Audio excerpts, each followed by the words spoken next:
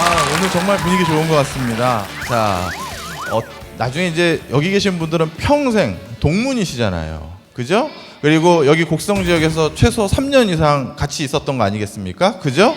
그래서 앞부분은 곡성에 대해서 한번 되짚어 볼까 하고 있습니다. 사실 저도 곡성에 대해서 한번 이렇게 들여다보면서 참 놀란 게 있는데요. 곡성은 대한민국에서 가장 대표적인 경제 마을이라고 칭해도 과언이 아닐 정도로 경제적으로 참 많은 지식과 내용을 담고 있더라고요. 자, 저희 경제학은 노벨상도 있고 국내에서는 다산경제상이라는 게 있습니다. 근데 얼마 전에 다산경제상을 받았던 이종화 고려대 교수께서 이런 말씀을 하셨어요.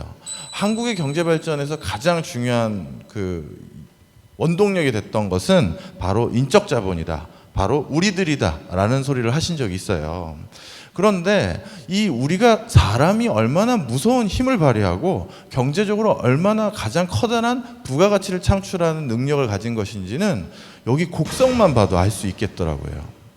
곡성은 사실 이 곡성역이라고 여기서 멀지 않은 곳에 있는 그 역이 1999년에는 폐쇄 위기에 직면해 있었습니다. 그만큼 많은 사람들이 이용하지 않고 철도 노선이 변경될 상황이었기 때문이죠. 그리고 곡성 지역은 사실 그렇게 계속 인구가 새로 유입될 만한 특별한 요인은 없었던 곳이에요. 그런 상황에서 역마저 폐쇄가 된다? 그럼 이 지역은 더욱더 쇠락할 가능성이 많았겠죠. 그런데 이 침체에 어떻게 보면 허덕이던 농촌 산촌 마을인 이 곡성이 그리고 새로운 신성장 동력이 부재했던 이 곡성 마을을 다시 굉장히 높은 부가가치를 창출하는 마을로 바꾼 사람들은 바로 여기에 거주하시는 주민들, 사람들이었던 거예요. 여기에서 나왔던 어떤 자원도 아니고 특산물도 아니고 바로 사람의 힘이었던 겁니다. 한번 볼까요? 요즘 곡성 지역에 대해서 평가하고 있는 문구들을 제가 몇 개 찝어왔습니다. CNN에서 한국에서 가봐야 될 50곳 중에 한 곳이 곡성이더라고요.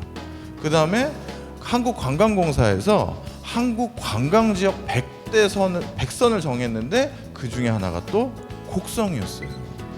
그리고 아까 말씀드렸던 우리 곡성역, 거기가 지금은 어떻게 탈바꿈된지 여러분들이 더 잘 아시죠? 네, 바로 드라마 촬영지로 가장 각광받는 지역 중에 하나고 그 과정에서 이 곡성은 새로운 수익을 창출할 수 있는 힘을 얻게 됩니다. 어떻게 보면 자신의 단점을 자신의 강점으로 극대화시킬 수 있는 그 힘을 여기 계신 지역 주민분들은 벌써 발휘하고 계셨던 거예요. 그 다음에 또 한 가지, 곡성 하면은 대부분 인터넷에 치면 뭐가 같이 연관 검색으로 나옵니까? 맞습니다. 예, 기차마을이라는 게 나오는데요. 사실 여러분 기차 하면 교통수단 정도로 아시는 분들이 많은데 사실 기차는 현대적인 기업의 가장 원류를 만들어낸 그런 시초가 됐던 것입니다. 기차가 왜 이렇게 발달되기 시작했냐면요. 18세기 말쯤에 프랑스가 주변 국가와 전쟁을 벌이게 돼요. 그 과정에서 가장 많은 말들을 징집해서 말을 가져가게 됩니다. 그럼 말들이 대부분 전쟁에 진용되니까 말 가격이 폭등하게 되고요. 새로운 자원이나 자원들을 운송할 수 있는 수단이 필요하게 됐어요. 말이 없으니까요. 그 과정에서 바로 기차 개발을 더욱더 사람들이 박차를 가하게 되는 것이죠. 기차의 탄생부터 벌써 경제적인 원리가 있었던 거죠. 자, 그런데 기차 산업 또는 기차, 철도 회사를 운영하는 사람들은 참 이제 예전과는 다른 새로운 고민 속에 쌓이게 돼요. 뭐냐?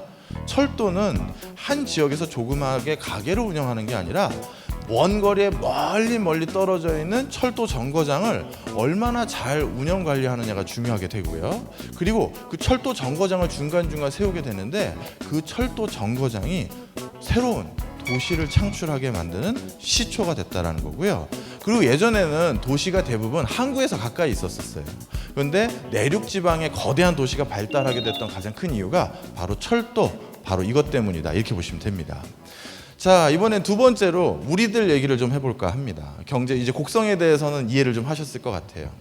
아마 여기 계신 분들이 우리 조리학교를 선택했던 가장 큰 이유 중에 하나는 내가 정말 하고 싶었던 일인 것도 있지만 어떻게 보면 우리나라의 가장 많은 고등학교들 중에서 가장 취업률이 높은 고등학교가 우리 조리학교일 가능성이 높은 것 같아요. 그죠? 아마 요즘은 자신의 진로 선택에 있어서 직업, 이거에 대한 고민을 굉장히 많이들 하는 것 같습니다. 취업에 대한 고민들요. 그런데 우리 취업에 대해서 제대로 아는 사람은 또 많지는 않더라고요. 특히 실업률은 어떻게 집계되는지, 취업률은 어떻게 집계되는지를요.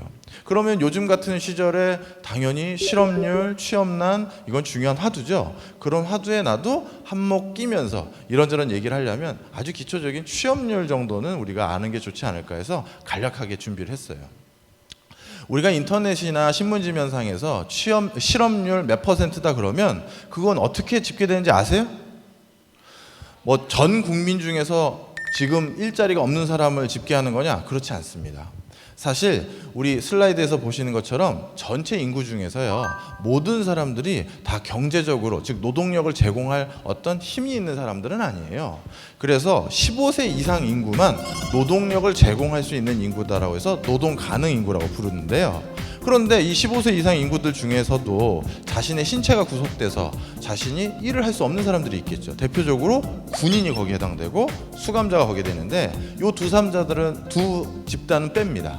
그리고 그 나머지 노동 가능 인구 중에서 경제활동 인구라는 게 있어요. 이건 뭐냐면 내가 지금 어디 회사를 다니면서 열심히 일을 하거나 아니면 회사를 다니기 위해서 열심히 구직 활동을 하는 사람들을 말합니다. 자, 그러면 경제활동 인구 중에서 실제 회사를 다니고 있는 사람들을 우리가 뭐라고 부르겠어요?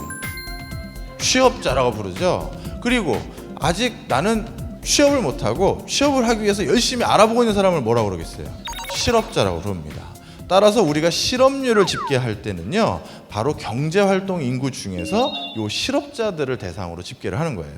그러면 경제활동 인구 말고 제가 한쪽 축에는 비경제활동 인구라고 적어놓은 거 있었죠? 그럼 그쪽은 누가 들어가는 거냐? 자, 여기 계신 여러분들 아마 여기 3학년은 오늘 현장 실습돼서 어디 가신 걸로 알고 있는데 그분들이나 여기 1, 2학년 여기 계신 분들은 비경제활동인구, 경제활동인구 이것들 중에서 어디에 해당되신 것 같으세요? 맞습니다. 바로 재학 중인 학생들은 비경제활동인구예요. 그 다음에 그 스님이나 목사님, 종교활동을 수행하시는 분들도 비경제활동인구예요. 또 집에서 일하고 계시는 우리 어머님들, 전업주부 어머님들 당연히 비경제활동인구입니다. 바로 비경제활동 인구는 여기에 속한 사람들이 해당된다, 이렇게 보시면 되겠죠. 자, 그럼 앞으로 실업률이 어떻게 집계되는지, 실업자는 어떤 개념인지 충분히 이해하실 수 있겠죠. 자, 그러면 우리 이제 경제 공부는 다 했습니다. 이제 더욱더 재밌는 우리들 얘기를 좀 하자고요. 제가 아까 제일 처음에 이 방영 녹화하기 시작하면서 여러분들이 아마 제일 진로 선택을 잘한 집단 중에 하나가 아닐까라고 말씀드렸었습니다. 기억하시죠? 네. 그러면 내가 선택한 평생 직업, 이 셰프라는 직업, 이게 왜 미래 사회에서 그렇게 유망한 직업일까? 이거에 대해서 한번 말씀을 나눠볼게요. 우리가 미래 사회는 여러 가지로 직업의 세상이 확실히 바뀌어가고 있습니다. 어떤 직업이 소멸될 것이냐, 어떤 직업은 계속 남을 것이냐를 결정할 때 가장 중요한 고려사항은 바로 로봇이에요. 우리가 하고 있는 많은 일자리들 중에서 50% 이상이 2030년이 되면 로봇으로 대체돼서 없어진다고 합니다.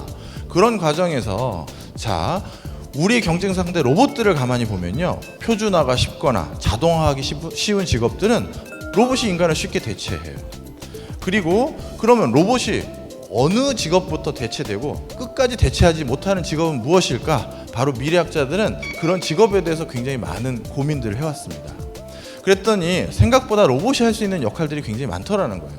자, 그러면 이제 우리들 셰프 얘기를 해보자고요. 니케이 비즈니스라는 곳에서 미래의 유망 직업을 꼽아봤습니다. 절대 로봇에 대체되지 못할 직업.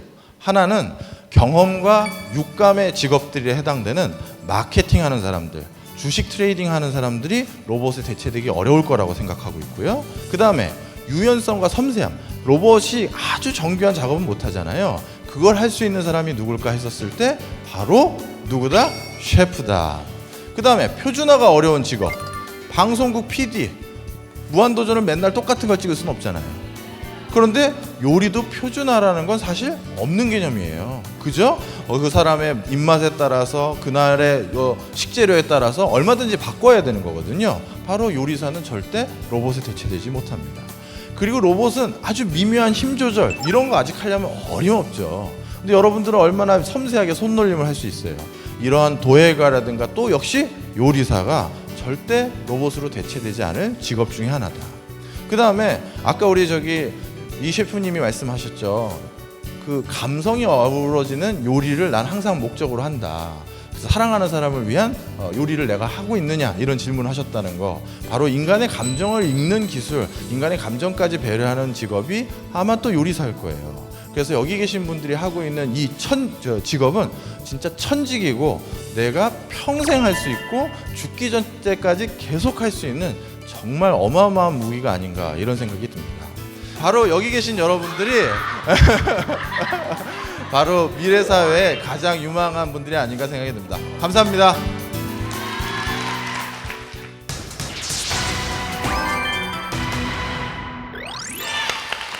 네, 이렇게 또 경제학적으로 또 이렇게 분석을 하니까 상당히 또 셰프라는 직업이 멋있는 직업인 것 같습니다. 그러니까요. 갑자기 제가 하고 있는 직업이 업그레이드된 기분입니다. 네, 그럼 박정희 연구원님, 네. 이 미식 산업이 네. 앞으로 더 큰 부가가치를 창출하려면 우리 학생들이 어떤 마음가짐을 가지고 공부를 하면 좋을까요? 제가 우리 학생들이 아마 제가 그 기대하는 그 유망주가 여기서 나올 것 같은데요. 우리 곡성에서 뭐냐면 우리 세계적인 프랜차이즈 회사들 잘 아시죠? 맥도날드, 뭐 스타벅스 이런데요. 네. 근데 사실 이제 한국도 그런 거 하나 나와야 될 때 되지 않았습니까? 그죠? 그럼 그거에 선봉에 서야 될 분들이 바로 누구겠어요? 맞습니다. 한국 음식에 대한 관심도 굉장히 높아진 거 아마 셰프님 더 잘 아시죠? 네, 몸으로 체험하고 있습니다. 저는. 네. 그렇다면 아마 여기 계신 분들 중에서 셰프 기업가 정신을 가진 셰프가 나와서 세계적인 프랜차이즈 회사를 일구는 사람이 나와주지 않을까 그런 생각을 합니다. 아, 네, 우리 학생들이 꼭 선봉장에 서서 한국 음식을 널리 알리는 학생들이 됐으면 좋겠습니다. 네, 좋습니다. 자, 그리고 우리 교장 선생님께서 우리 곡성 지역 학생들을 위해서 이 전남조리과학부 지역 할당 10%를 주장하셨다고 들었습니다. 이게 어떤 이야기인지 이 자리에서 좀 말씀해 주시면 좋을 것 같은데요. 네, 저는 학교는 지역사회와 함께 가야 된다고 생각하고 네. 있습니다. 네, 우리 곡성의 전남조리과학부 작년 9월 1일자로 부임해서 보니까 곡성 아이들이 셰프가 되고 싶은데 올 수가 없다는 것이 네. 큰 어려움이었고 지역사회에서 상당히 부정적인 인식이 네. 자리 잡고 있었습니다. 그래서 이 셰프가 되고 싶은 아이들에게 꼭 올 수 있도록 길을 열어주고 싶었습니다. 네. 야, 우리 선생님이 어떤 그런 마음 여러분 충분히 이해하시죠? 네, 너무 따뜻한 마음을 갖고 계신 것 같아요. 네네네. 좋습니다. 자, 이렇게 우리 여러분들 궁금증이 해소됐길 바라면서 우리마을 경제 콘서트 전남 조리과학고등학교에서 우리가 함께했는데요. 셰프님 어떠셨어요 오늘 시간? 네. 여러분들이 가지고 있는 그 꿈이 향해 가고 있는 직업이 생각보다 쉽지 않지만 미래전도 유망한 직업이다라는 걸 꼭 알고 계세요. 그러면은 여러분들이 나중에 조금 더 힘든 일이 닥쳐도 그 난관을 꼭 극복해내실 수 있는 좋은 기폭제가 되리라고 저는 믿어 의심치 않습니다. 네, 큰 박수 부탁드립니다. 네, 고맙습니다. 자, 우리 교장 선생님께서도 우리 학생들에게 마지막으로 당부의 말씀 있으시면요. 네, 우리 전남조리과학고는 전국 유일의 공립조리 특성화고라고 했는데 우리 학교 졸업생이 세계 최고 셰프가 되어서 전남조리과학고 출신이라는 그런 말을 해줬으면 이런 명성 있는 학교가 되었으면 하는 간절한 바람을 가져봅니다. 네, 감사합니다. 큰 박수 부탁드립니다. 자, 만약에 이 학교를 다녔으면 수석으로 졸업하셨을 우리 박종호 연구원님께서도 우리 학생들에게 당부의 말씀 부탁드립니다. 여러분들은 이미 좋은 선택을 하셨습니다. 그러니까 열심히 달려가기만 하면 되겠죠? 부탁드리겠습니다. 네, 여러분 너무 즐거운 시간이었죠? 네, 저희도 참 즐거운 시간이었습니다.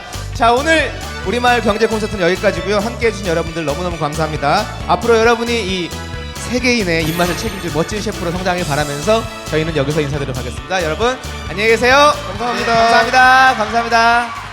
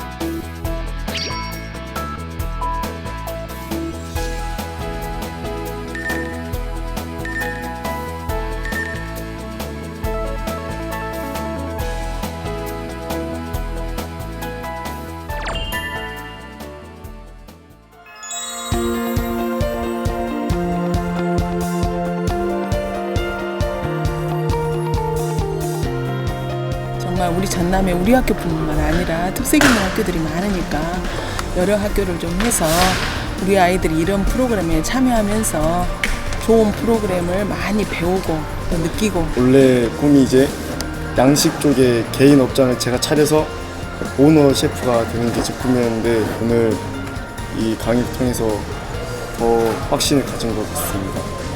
제가 꿈꾸고 있는 셰프라는 직업이 이렇게 경제와 밀접한 관련이 있다는 것을 알게 되었고 더 조리에 대한 열정과 흥미가 더 생겨났던 시간인 것 같습니다. 경제 이야기라는 게 엄청 어려운데 이 프로그램으로 되게 쉽게 풀어서 설명해 주셔서 되게 알 수 있었고 좋았던 것 같아요.